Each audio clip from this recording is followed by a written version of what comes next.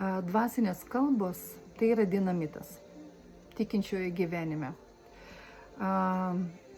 Per 30 metų krikščionybės visą laikotarpį, šitą nuo 90-ųjų, šita tema viena iš labiausiai yra nesuprastų ir nenaudojimų krikščionybės žmonių, bet kad suprastumėt, kad tai yra dinamitas ir bomba tikinčiojo gyvenime. Aš dabar paliudysiu apie savo gyvenimą, kai aš pradėjau naudoti kalbas, kas atsivėrė mano gyvenime, kokią jis neša jėgą ir prasme.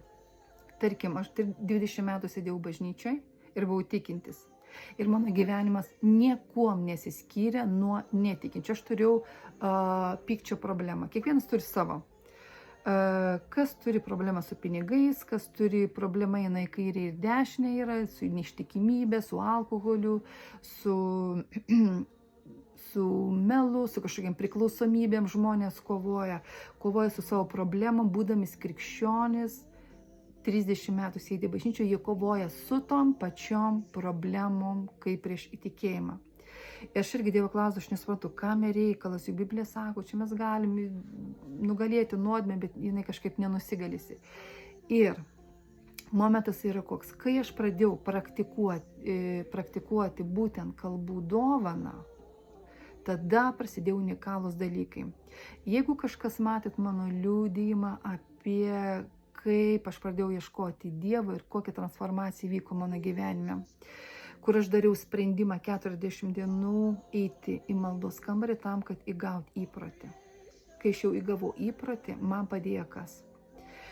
Aš visada pradėdavau melstis kalbom. 5 minutės, nueinu maldą 5 minutės kalbom, po to 10 minučių kalbom. 10 ir aš kiekvieną dieną eidavau. Tu atrodo, turi ieškoti Dievo, kurio nematai, kuris slepi savo veidą. Ką tu gali daryti? Tu gali įsijungti muziką, kuri tau patinka, šlovinimo muzika, ir pradėti melstis kalbom. Pradėti melstis. Kažkada buvau išgirdus tokią frazę, sako, kalbos yra skirtos tam, kad kai tu meldiesi lietuvių kalba, tą tarpą, kai jau nebeturi ką pasakyti, melstis kalbom. Tai yra absoliutus melas. Tai yra dinamitas. Biblija sako taip. Sako, dvasia, gesinkite kūno darbus. Ką tai reiškia? Kai mes meldžiamės kalbom, mes pildomės dvasia, tada, kai mes prisipildom dvasia, yra suparaližuojamas mūsų kūniškumas. Tai įvairios priklausomybės, kaip sakiau, problemos, su kuriuom nesusitvarkom eilę metų. Ir esmė tame, kai aš pradėjau ieškoti Dievo, kiekvieną kartą, kai išnaidavau maldą, aš ir garbindavau jį, tarkim, dėkodavau jam. Ir visada būdavo pas manęs kalbos, visada. Ir po gero pusmečio aš staiga susivokiu ir aš savęs klausiu, kada aš paskutinį kartą isterikavau ir nervavausi. Mano namiškiai žino, ta prasme, mano pyktis būdavo nevaldomas. Aš galėdavau vaikus draskyti, nervuotis dėl mažiausių smulkmenų, mane galėdavo išvesti iš kantrybės per sekundę. Ir mane pastoviai daug metų draskydavo pyktis, aš esu tiek persikentėjus nuo to, išsakydavau viskas. Paskutinį kartą aš čia šaukiu, susinervuoju, kad aš galiu susilaikyti, viskas, dabar nešauksiu, ne ant vaikų, neisterikuosiu. Ir tik aš tai pasakydavau, kad aš daugiau to nedarysiu, dvigubai didesnis pragaras ateidavo man tą dieną. Aš prisimenu, sėdėdavau naktį, mažaliumdavau, aš galvoju, Dieve, kaip aš su vaikais elgiuosi, aš negaliu suvaldyti savo pykčio. Tai buvo be galo didžiulė problema mano. Aš galvoju, sėdžiu 20 metų bažnyčio, aš nesugebu suvaldyti pykčio, aš nesugebu. Ir kai aš pradėjau ieškoti Dievo, praėjus kažkur plius minus 5 mėnesių, gal pusę metų, aš nepamenu, aš atsigrėžiu, aš susivokiu, staiga, palauk, kad aš paskutinį kartą mane draskė pyktis. Ir aš suvokiau, tada, kai aš pradėjau melstis kalbom, ieškoti Dievo, pildytis dvasia, kuri gesina kūno darbus. Kas yra kūno darbas? Įvairios priklausomybės, problemos mūsų, kurias aš ką tik išvardėjau. Tai yra suparaližuojama, nes kitaip tariant, įsivaizduokit, Dievas žino, mes atėjom su kritusio prigimtim, kur visi krentam į vairiausias nuodėmes. O kaip mums išgelbėti iš to? Kaip? Aš suprantu, Jėzus kraujas apiplauna, čia eina kalba ne apie tai, bet kaip suvaldyti jas, kai jos yra nevaldomos. Ir va Dievas davė instrumentais, Dievas niekada nepalieka mūsų be instrumentų, jis davė instrumentą kalbas. Ir būtent tos kalbos, kai, pavyzdžiui, sako, iš jūsų vidaus plūs gyvojo srovės. Ir kai išeidavau maldą, užsidėdavau muziką, aš pradedu, pradžiai būdavo sausa, tuščia, tie žodžiai sunkiai eina iš burnos, bet aš melsdavos, kalbėdavau, po to eidavo lengviau. Ir po to būdavo tokios maldos, kur liedavos tokia srovė, tokia Dievo jėga. Iš mano vidaus aš kalbėdavau ir iš maldos išeidavo visiškai kitas žmogus. Būtent tos kalbos pradėdavo suparalyžuoti manyje visas priklausomybės, problemas. Būtent tai atvėrė mano dvasinės akis ir dvasinės ausis kalbų kalbėjams, pradėti Dievą girdėti, suprasti dvasinį pasaulį. Daug atsivėrė tokių dvasinių dalykų mano viduje. Aš pradėjau skaityti Bibliją ir pradėjau Bibliją suprasti būtent kalbų dėka. Mano pyktis buvo suparalyžuotas būtent kalbų dėka. Dabar aš daug metų gyvenu laisvėje, nes aš kiekvieną dieną investuoju į kalbas. Kiekvieną dieną. Aš nebežinau, kas yra pyktis. Toks kaip anksčiau, kai ta prasme tu negali suvaldyti, tave drasko jisai iš vidaus. Suprantat? Ir būtent kalbos tai yra dinamitas. Dar toks vienas momentas. Vieną pamokslininką, tokį pokalbį su velniu dalinasi. Liuciferis priejo paklausė. Jis parodė už jo nugaros begalės daug žmonių surakintom su grandinėm, tai yra visokiom įvairiom priklausomybėm. Alkoholis, narkotikai, ten lošimas, ten pyktis, kas tik nori. Sako, to pamokslininkas sako, jeigu pasakysi, kaip veikia maldos, sako, per akimirką, visus tos žmonės, kurie dabar už mano nugaros, jie yra sėdi priklausomybėj, aš paleisiu į laisvę. Ką tai reiškia? Tai reiškia, kad tai yra tokia unikali dovana, jinai paslėpta nuo velnio ausų, kad jisai nesuprastų, kas yra kalbama ir tuo pačiu. Jinai yra užanspauduota šventąja dvasia, kai tu kalbi. Biblija sako, jūs kalbam apie Dievo darbus, kokie yra daromi, kalbom kalbi. Iš šventoji dvasia jama to žodžius ir tai yra kaip dinamitas, kaip bomba ir jie veikia. Plius tai yra kaip angelų statybinė medžiaga, kuri jama to žodžius, jie eina ir daro palei tai, kas buvo kalbėta dvasioje kalbomis. Taigi, tai yra dinamitas mano gyvenime ir nėra ne vienos dienos, kur aš nekalbėčiau kalbomis. Vieną liudijimą dar prisimenu, kur vieną pastorių naktį Dievas pakėlė iš lovos ir su tokiu jausmu, kad kažkas su jo žmona negerai, o žmona dirbdavo naktimis, valydavo ofisus.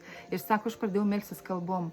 Sako, tokia stipri malda buvo būtent kalbom, ne žodžiais, kalbom, pradėjo melstis su žmona, ta prasme, toks užtarimas pradėjo eiti. Ir sako, pasimeldžiu pusvalandį, viskas, sako, atlėgo, tarsi malda užbaigta. Ir sako, kai žmona grįžo, sako, tu nesiduoji, kas įvyko. Sako, aš nepatyriau avarijos, per milimetrą prasilenkė su kažkokia kito žmogaus mašina, per milimetrą būtų žuvusi jinai. Būtent kalbos tai yra toks unikalus dalykas, kur Dievas kalba ir skelbia tuos dalykus, ką jisai nori daryti, ką jisai darys. Ir pavyzdžiui, dar tokia viena liudimą irgi girdėjau apie kalbas, kur moteris išvažiavo visai svetimą šalį ir tos šalies kalbos nepažinojom. Ir taip gausi, kai jinai viena moteris labai skaudė galvą, jinai sirgo kažkaip, sako, daug aš pasimelsiu, pradėjai kalbėti kalbom. Ir po to jai sako išverti, sako, tu žinai, ką tu kalbėjai, skelbėjai jos gyvenimą, išgydymą, didelius Dievo darbus. Ir būtent, sako, po tos maldos praėjo galvą skaudėti. Ir sako, tu skelbėjai didžiulius Dievo darbus. Taigi, paskutiniais laikais, va šita žinia apie kalbas, jinai visiškai nėra praktikuojama bažnyčia. Žmonės savo asmeninės maldos nepraktikuoja tų dalykų, todėl jie gyvena nepergalingą gyvenimą, neįmanoma savo jėgom suvaldyti kažkokių priklausomybių. Tai yra visiškai neįmanoma mūsų jėgom. Jeigu mes galėtume, tai Jėzaus aukos ir nereikėtų. Ir kalbų tada nereikėtų, bet Dievas žino, kad mes negalim sutvarkyti savo gyvenimą, mes negalim nuodėmės nugalėti. Bet sako, dvasia geisinkite darbus, kai tu meldies. Dvasia daro darbą tavo viduje, tai yra antgamtinis instrumentas gyventi mums pergalingą gyvenimą. Taigi, kalbos tai yra neatsiejama krikščionio dalim paskutiniais laikais. Ir aš raginu visus pradėti investuoti kiekvieną dieną kalbėti. Pradžio bus sausa, tuščia, atrodo apie nieką. Ir dar tokį vieną liudymą prisiminiau. Ta pati Šapovalova, kur klausiausi, sakė, Dievas parodė jam tokį įdomų regėjimą. Sako, kiekvienas mes tarsi turėjom tokį kažkokį kaip šlangą išėjo, kuris buvo prijungtas prie dangaus. Sako, vienos šlangos buvo tekėjo gyvojo vandens srovės, pas kitą buvo tarsi kaip smėlis, užkimšta kažkokių daiktų ir iš dangaus negalėjo pratekėti jokia srovė, ta prasme dangaus srovė, energija. Ir sako, žmonės, kurie pradėdavo po truputį melstis kalbom, po truputį tie kanalai pradėdavo valytis, pradžia sausa ir tuščia, valytis. Ir sako, staiga pradėdavo iš dangaus tekėti srovė, bet tekėdavo iš dangaus būtent tie dalykai, ko reikėdavo kiekvienam. Tarkim, jeigu kažkas yra išradėjas, ar ne, iš dangaus pradėdavo tekėti nauji išradimai, nauji, tarkim, tokie išradimai, kurie dar nėra atėję į šitą pasaulį.